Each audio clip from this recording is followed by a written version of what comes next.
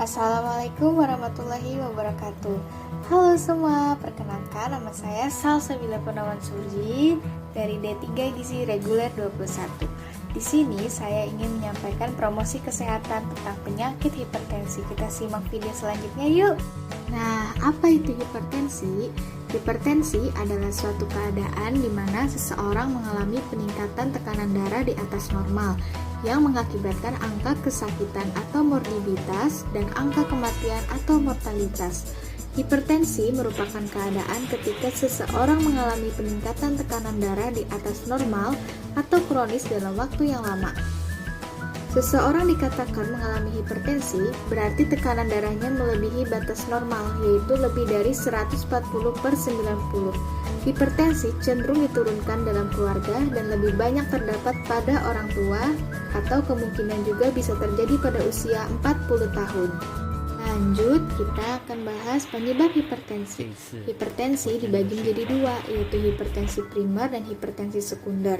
Hipertensi primer yaitu hipertensi esensial adalah peningkatan tekanan darah yang belum bisa diketahui secara pasti penyebabnya, tetapi dapat bisa dilihat pola hidup yang kurang baik, kurang olahraga, mengkonsumsi makanan yang tidak sehat.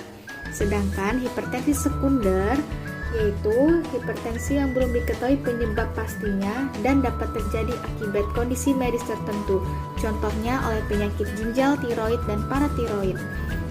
Masuk pada faktor hipertensi yang dibagi menjadi dua, yaitu faktor yang tidak dapat dikontrol, yaitu keturunan dan jenis kelamin.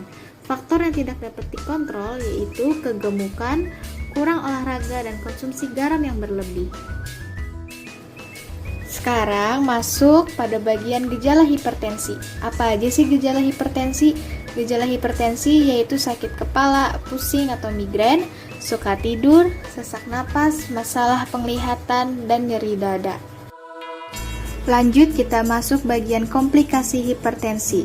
Yang pertama, gangguan jantung. Kompensasi jantung terhadap kerja yang keras akibat hipertensi berupa penebalan pada otot jantung kiri. Yang kedua, sistem saraf. Gangguan dari sistem saraf terjadi pada sistem retina mata yang bagian dalam. Terdapat pembuluh darah yang tipis yang akan menjadi lebar saat terjadi hipertensi. Yang ketiga, sistem ginjal. Tekanan darah yang terlalu tinggi juga dapat menyebabkan penyempitan pembuluh darah di ginjal. Tekanan darah yang tidak terkontrol bisa memicu pembuluh darah di seputar ginjal. Yang keempat, perubahan kognitif. Tekanan darah yang terjadi secara terus-menerus bisa mempengaruhi kognitif seseorang, yaitu kemampuan otak sulit untuk fokus dan sulit mengingat sesuatu. Yang kelima, berujung kematian. Lanjut, kita akan membahas pencegahan hipertensi.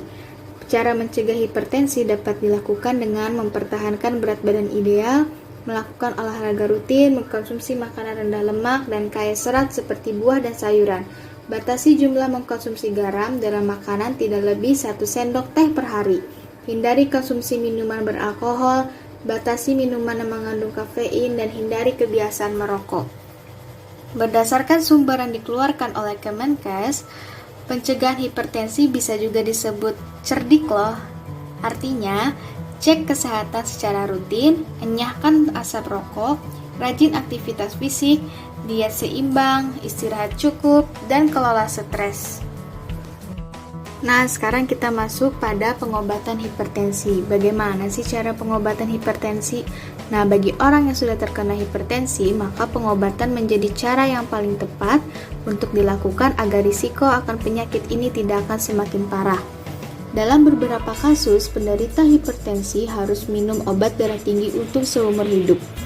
Beberapa jenis obat hipertensi antara lain diuretik, antagonis kalsium, beta blocker, ACE inhibitor, dan renin inhibitor.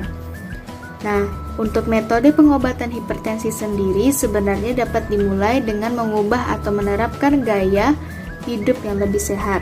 Contohnya, konsumsi makanan yang bernutrisi, mengurangi garam, memantau tekanan darah, stop merokok, dan menghindari stres, dan juga berolahraga dengan teratur. Sekian informasi yang saya berikan, semoga bermanfaat bagi yang menonton. Mohon maaf jika ada kesalahan kata. Saya ucapkan terima kasih. Wassalamualaikum warahmatullahi wabarakatuh.